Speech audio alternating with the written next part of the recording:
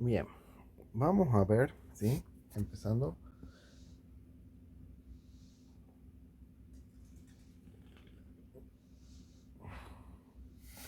La Constitución Nacional, ¿sí? Es su conjunto de normas y es la ley suprema del Estado, ¿sí? Son principios a seguir, ¿bien?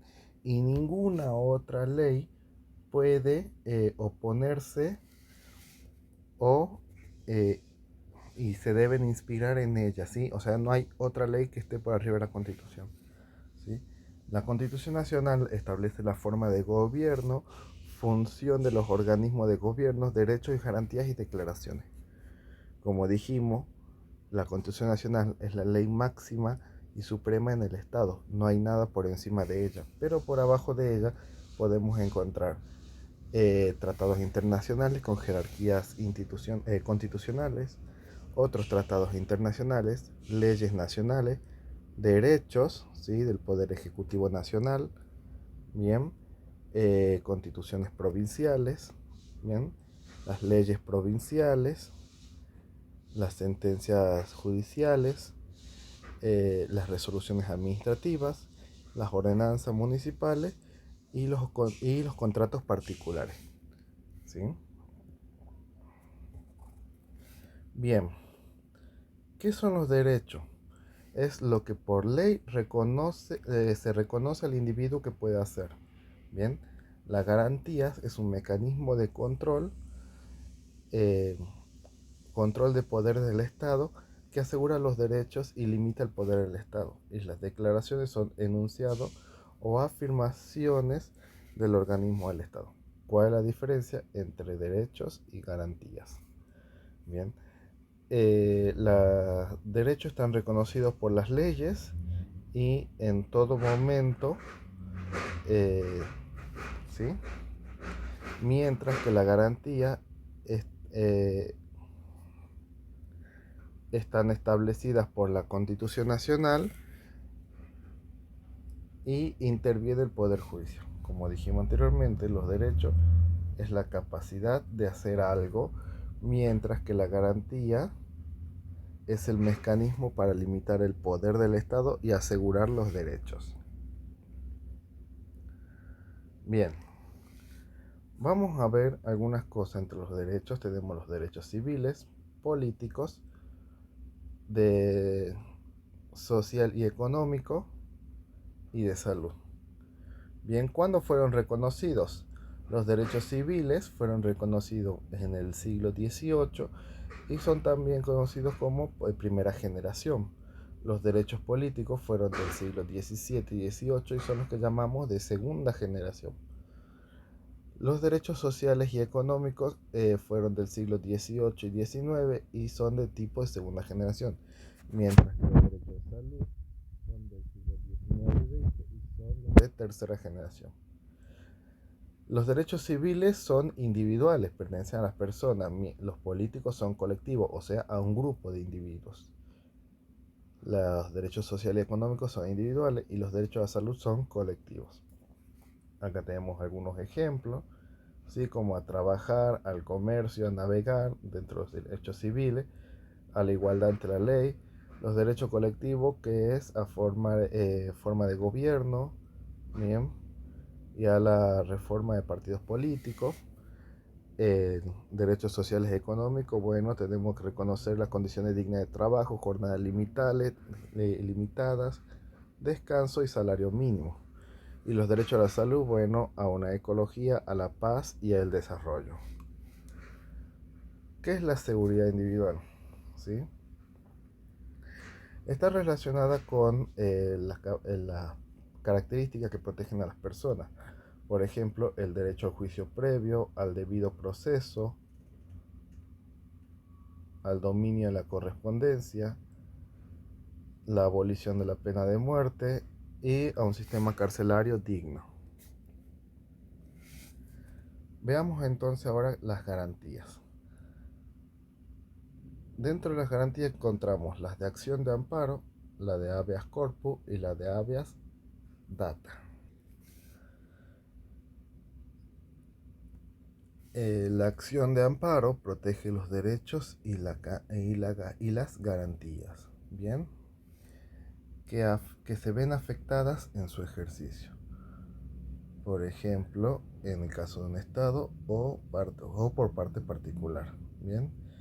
Y esto se puede solicitar en cualquier instancia o en alguna instancia posible, ¿bien?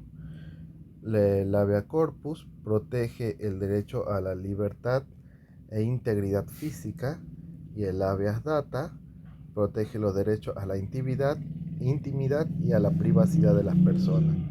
¿Sí? Bien. Eh, la división de los poderes.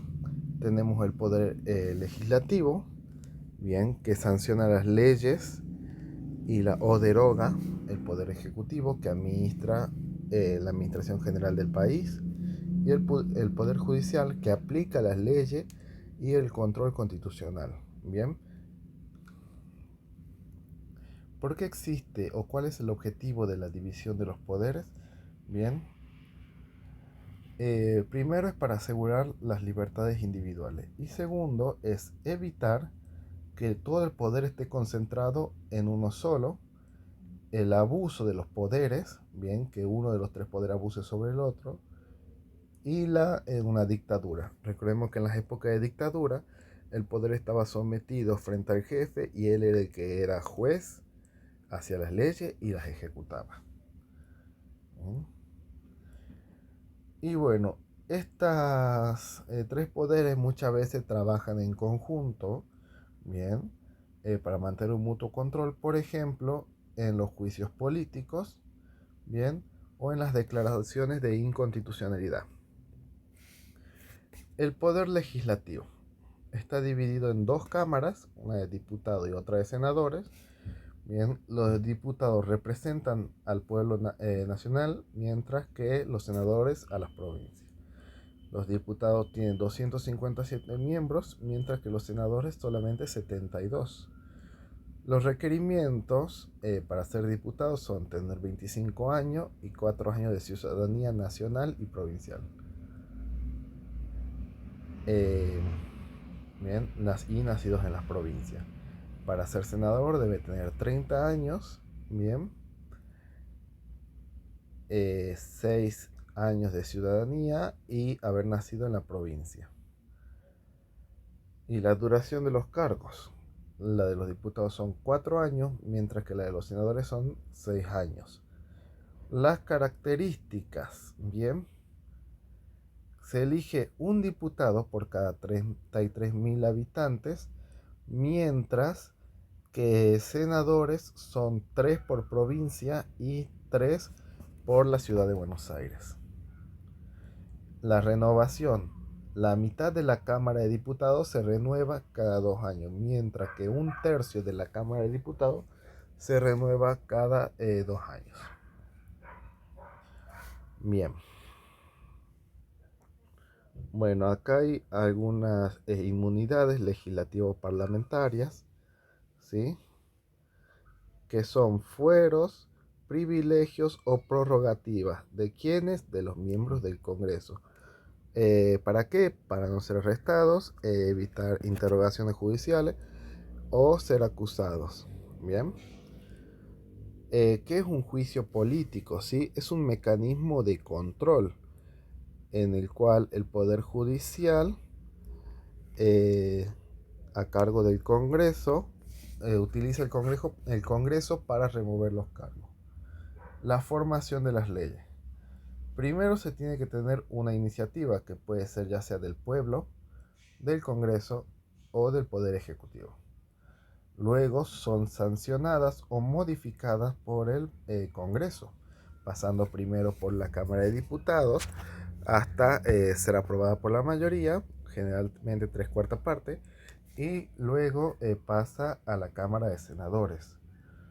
Una vez que fue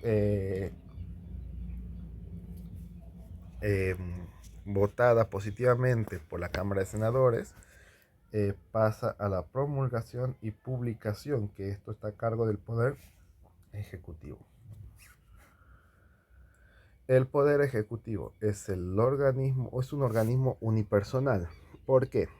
Porque mientras que en el Poder Legislativo teníamos más de 300 personas, acá hay una sola persona a cargo, que es el presidente, ¿sí? Que es el que preside el país.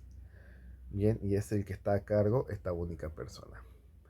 La duración del cargo de presidente es de 4 años, bien, con derecho a reelección.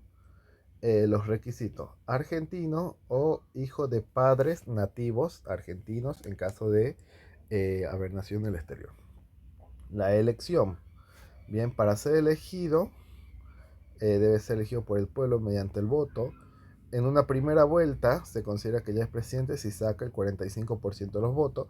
De no ser así, se va a una segunda vuelta, ¿sí? Y la posesión del cargo se lleva a cabo mediante un juramento en el Parlamento, ¿sí? ¿Qué pasaría si ahora el presidente renuncia, muere, se ausenta o es destituido? Bien, automáticamente el cargo lo toma el vicepresidente. De suceder lo mismo con el vicepresidente, quien es también el vicepresidente, el presidente de la Cámara de Senadores, pasa a ser presidente, el presidente de la Cámara de Diputados. El presidente también tiene la autoridad de elegir a los ministros y jefes de gabinete, ¿sí? Quien él los nombra. Bueno, actualmente el presidente es Alberto Fernández, la vicepresidenta es Cristina Kirchner. Hasta hace unos meses el jefe de gabinete era Santiago Cafiero, actualmente es Mansur, ¿sí? Y el jefe de gabinete, su función es colaborar al presidente. El Poder Judicial está organizado en forma nacional como Poder Judicial Nacional o Federal, o provincial como Poder Judicial Provincial. Presenta dos niveles: primero, la Corte Suprema de Justicia y los tribunales inferiores, que esto se subdivide en tres instancias: el Tribunal de Primera Instancia, Tribunal de Segunda Instancia o Cámaras de Apelación, y la Suprema Corte de Justicia, que es la tercera instancia. Requerimiento para ser juez de la Corte Suprema de Justicia: ser abogado, 8 años de ejercicio y las mismas consideraciones que la de un senador, ¿sí? O sea, ser mayor de 30 años, nacido en Argentina, bien, con más de 6 años de residencia, 4 años de residencia, ¿sí?